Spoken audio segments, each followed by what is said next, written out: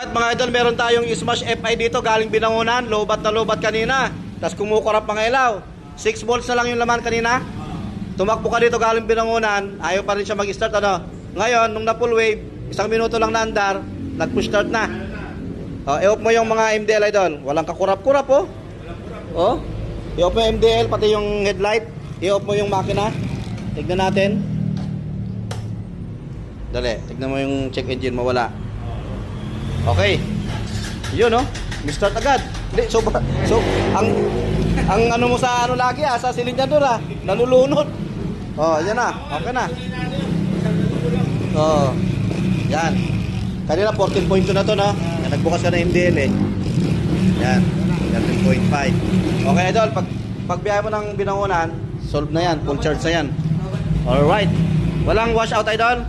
Yes, shout out sa rider na bukid. Ayun oh. Tayo dito. Solve ang problema. Okay.